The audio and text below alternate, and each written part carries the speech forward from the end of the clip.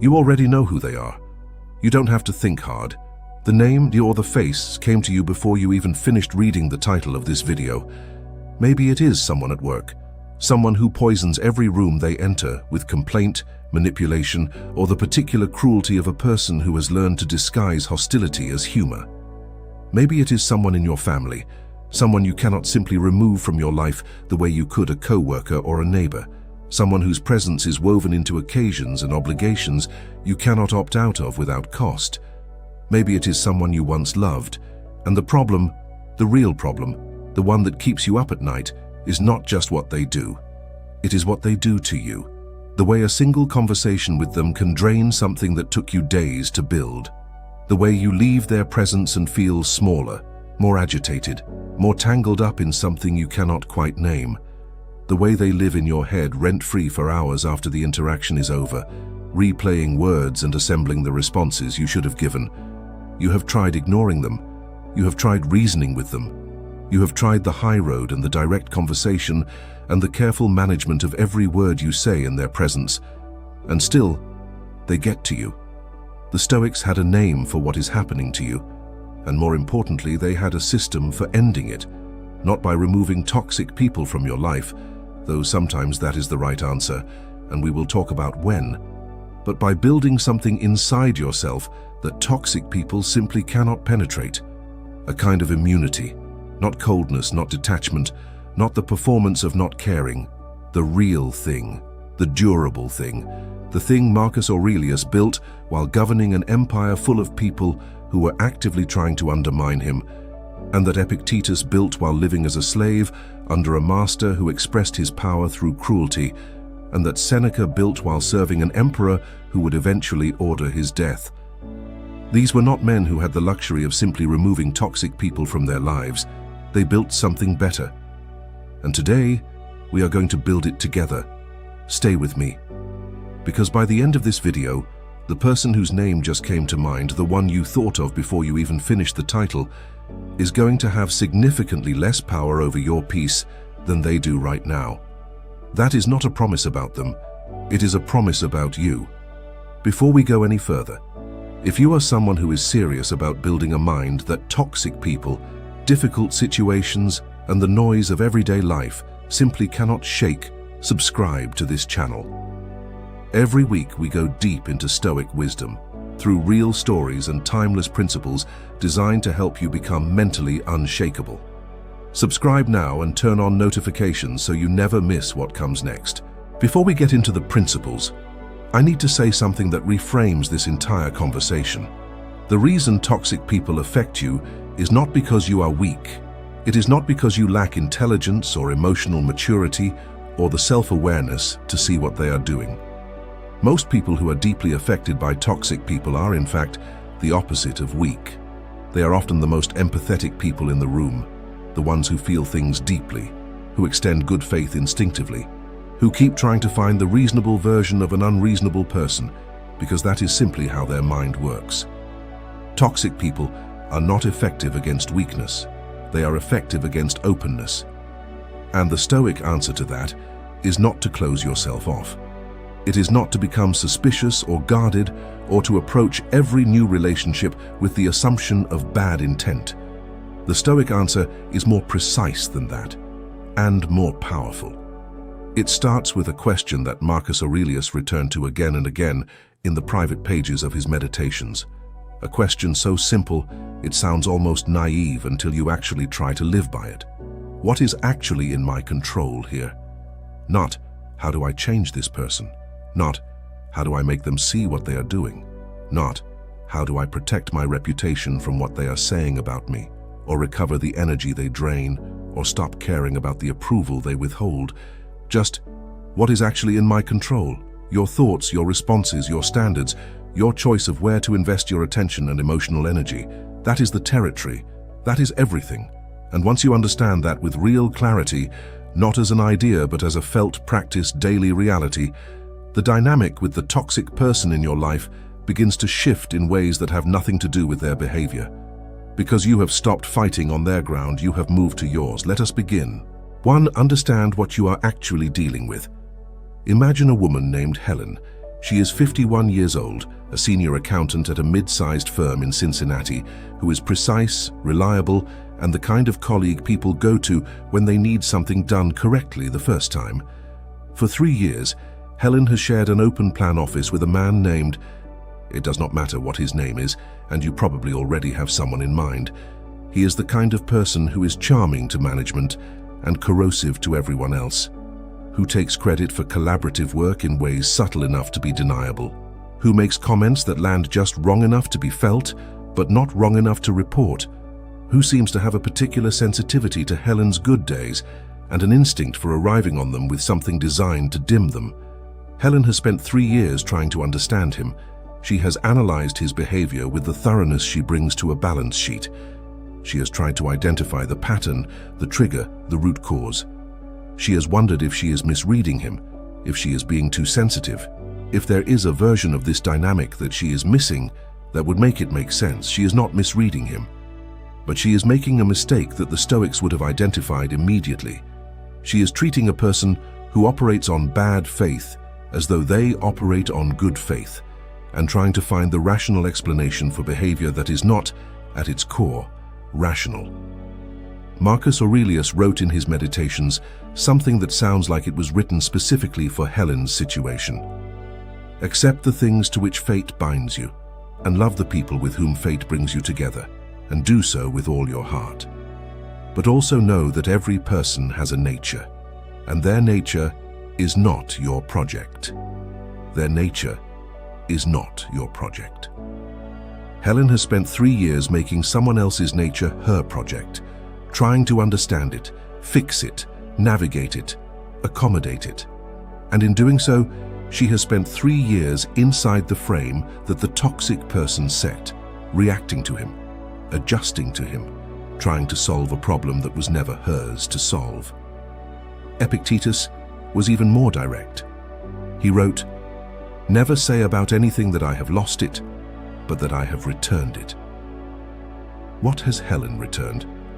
3 years of mental and emotional energy handed over to a person who did not ask for it and does not deserve it. The first step the Stoics prescribe is not action. It is understanding. Understand clearly what you are dealing with, not the most charitable interpretation, not the version of this person that makes the situation more manageable in the short term. The actual pattern. Because once you see the pattern clearly, without the distortion of either excessive charity or excessive anger, you can stop trying to solve it and start managing it. And management looks completely different from solution. Helen eventually made a shift that was subtle but permanent. She stopped trying to understand him, not with hostility, not with a performance of indifference. She simply redirected the analytical energy she had been spending on his behavior and applied it to something that actually had a solution. Her own responses, her own standards, her own choice of where to invest the finite hours of her professional day. And what happened, gradually, without drama, is that he became less central. Not because he changed, because she stopped making him central. Here is the first principle. Stop trying to understand toxic people and start managing your own response to them. Their behavior is not a puzzle you are equipped to solve, because it was not built with the tools of good faith that you are trying to apply to it. See the pattern clearly, name it honestly, and then redirect every ounce of energy that was going toward understanding them, toward understanding yourself. That is where the leverage is. That is where the change begins. 2. Do not give them the reaction they are building toward. Now meet a man named Franklin. He is 57 years old, a regional manager for a logistics company in the Pacific Northwest, who has spent 25 years learning how to read rooms, manage conflict, and bring difficult situations to workable resolutions. He is good at this, genuinely good. But there is a woman on his leadership team, a peer, not a subordinate, who has identified, with the precision of someone who has done this before, exactly how to get under Franklin's skin. She does not attack him directly. She is too sophisticated for that. She raises questions about his decisions in exactly the way that requires him to defend them in public. She frames her doubts about his judgment in the language of concern. She positions her undermining as diligence, and Franklin, who can manage a room full of genuine conflict with total composure, finds himself reacting to her. Not explosively, but visibly, a slight tightening of his voice, a defensiveness in his explanations that would not be there if the question had come from someone else, a tendency to over-justify decisions that do not need justification. And she has noticed, because that is exactly the reaction she was building toward. Cato the Younger, who sat in the Roman Senate while Julius Caesar's allies systematically tried to provoke, discredit, and dismantle him, understood this dynamic at a level that most people never reach. Caesar's allies were not trying to win an argument with Cato. Arguments with Cato were unwinnable. He was too precise, too principled, too prepared. They were trying to make Cato react, to make the most composed man in the Senate look like the most emotional one, to make his strength appear as rigidity and his principled positions appear as personal vendetta. And Cato understood this, so he denied them the reaction entirely, not with the performance of calm, which is actually visible to a sophisticated provocateur and registers as suppression rather than composure, but with genuine disinterest in their approval or their assessment of him. Marcus Aurelius wrote, in the voice of a man reminding himself of something he needed to hear daily, "You have power over your mind, not outside events. Realize this and you will find strength." And Seneca, who watched the same game being played in Nero's court and understood its mechanics from the inside, wrote with the precision of a man who had studied it closely, "We suffer more in imagination than in reality." Franklin's problem was not the woman on his leadership team. Franklin's problem was the conversation he was having with himself about her, the anticipation of her next move, the rehearsal of his responses, the energy spent in the space between her provocations and his reactions. She was not living in his head. He had invited her in. Franklin made a change that was internal before it was behavioral. He stopped preparing for her provocations, not because he stopped noticing them, but because he made a decision, quietly, without announcement, that her assessment of his decisions was not a referendum he was participating in. He answered her questions with the same tone he would use to answer anyone else's. He did not over-explain. He did not under-explain. He treated her challenges as ordinary professional questions and responded to them as such. And without the reaction she was building toward, without the tightening voice and the defensive justifications, her behavior became visible to the room in a way it had not been when Franklin's responses were giving it cover. She had not changed, but the dynamic had. Here is the second principle. Deny toxic people the reaction they are building toward, not with suppression, not with the performance of calm that a sophisticated person can see through, with genuine disinterest in their power to define you.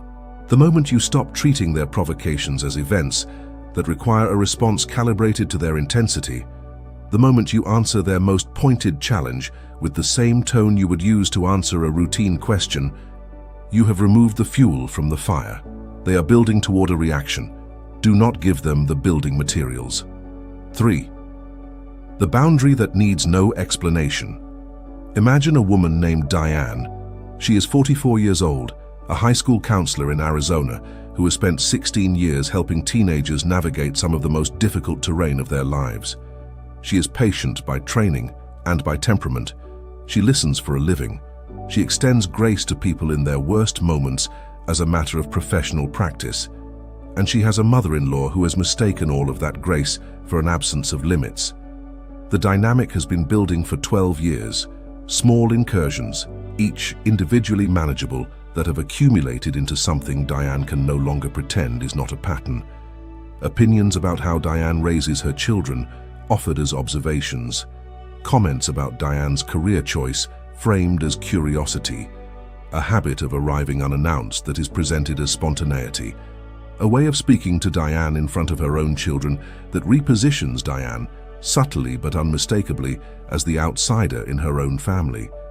Diane has tried conversations, careful, loving, clearly framed conversations in which she named the pattern and described the impact and asked, genuinely asked, for something different.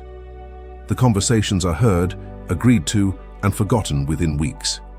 Diane has spent 12 years trying to negotiate a boundary that the other person has no intention of honoring. And this is where the Stoics offer something that most modern advice about toxic people misses. They do not say, have the conversation again but clearer this time. They do not say, adjust your communication style.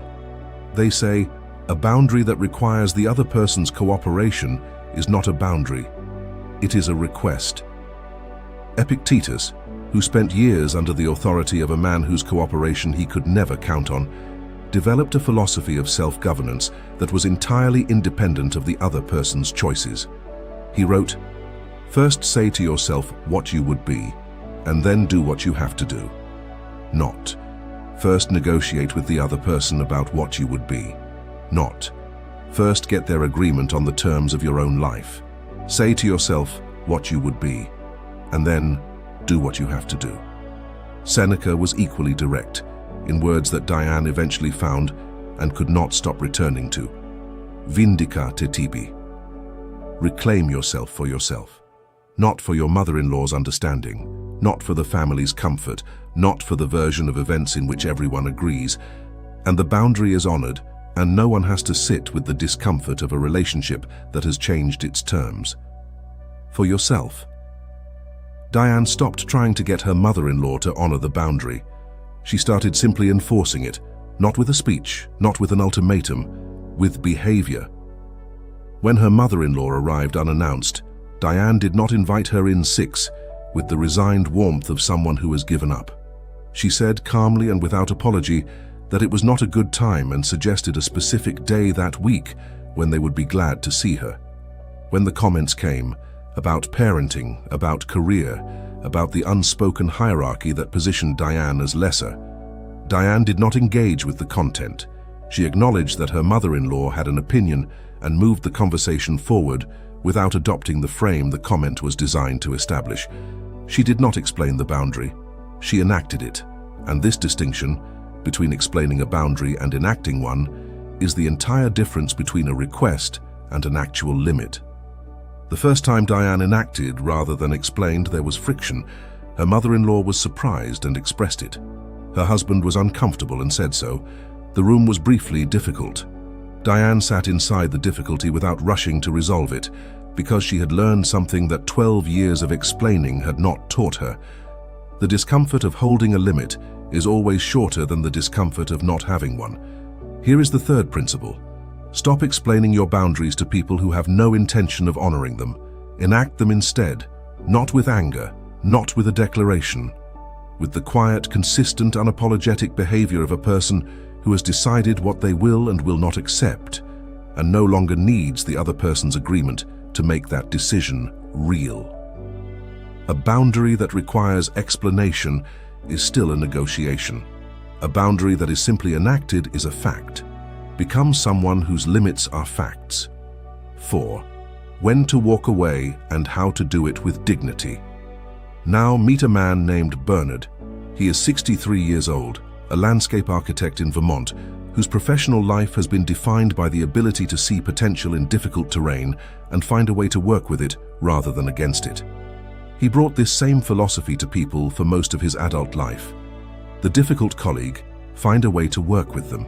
The demanding client, find the version of their vision you can honor. The friend who takes more than he gives, find the patience to hold the relationship until it balances. Bernard is, by temperament and by practice, a man who stays. And for 63 years that quality served him, until it didn't. There is a person in Bernard's life, a business partner of 11 years, who has been for the last several of those years slowly and methodically extracting from Bernard everything the partnership produces while contributing less and less of what built it. This is not a misunderstanding. Bernard has examined it with the thoroughness he brings to a site survey, and the conclusion is the same every time. He has had the conversation, more than once, with increasing clarity, with documentation, with the specific observable pattern laid out in terms that cannot be misread. His partner is not confused about what is happening. He has simply calculated that Bernard will not leave, and for 2 years, he was right. Marcus Aurelius wrote something that Bernard eventually sat with long enough for it to change his thinking. The impediment to action advances action. What stands in the way becomes the way. Bernard had been treating his partner as an impediment to be managed, a problem to be solved, a difficult terrain to be worked with rather than against. But some terrain cannot be worked with.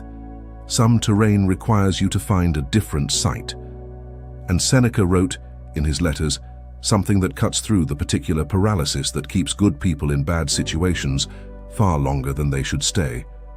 Omnia aliena sunt, tempus tantum nostrum est. Everything else belongs to others. Time alone is ours. Bernard had given 2 years of his finite, irreplaceable time, to a situation he had already diagnosed correctly. He had stayed not because the diagnosis was wrong, but because leaving felt like failure, like an admission that the 11 years before had been wasted, like a defeat. The Stoics would have named that thinking precisely. It is the sunk cost of the soul, the belief that the time already spent justifies spending more, even when every clear-eyed assessment says the spending is over. Bernard ended the partnership, not in anger, not in the confrontation he had rehearsed and never wanted to have. In a meeting that was brief, specific, and completely without drama. He named what was ending, named the terms on which it would end, and he left. And the feeling he expected, the grief, the sense of failure, the weight of 11 years dissolving, was present. He did not pretend otherwise, but underneath it was something he had not expected. Relief. The particular relief of a man who has stopped arguing with reality and finally moved in the direction it was pointing. Here is the fourth principle. Some toxic people cannot be managed, navigated, or outlasted. They can only be left. And leaving is not failure. It is not defeat. It is not an admission that the time before was wasted. It is the recognition that your time, the only resource that cannot be recovered, belongs to you. And you have decided to stop spending it on someone who has shown you, clearly and repeatedly, exactly what they intend to do with it. Walk away, not with a speech, not with the satisfaction of the final word, with the quiet dignity of a person who has finally decided that their time is worth more than this. 5. The peace that cannot be taken. Finally, there is a woman named Rosa. She is 59 years old, and she is what this entire video has been building toward. Not because her life is without difficult people, it isn't. Not because she has found a system that removes toxicity from her environment entirely. No such system exists. But because Rosa has built something inside herself that the difficult people in her life simply cannot reach. She is a retired social worker who spent 30 years in proximity to some of the most genuinely toxic human behavior most people will never encounter. She has been threatened. She has been manipulated. She has sat across tables from people whose capacity for harm was real and documented and not metaphorical.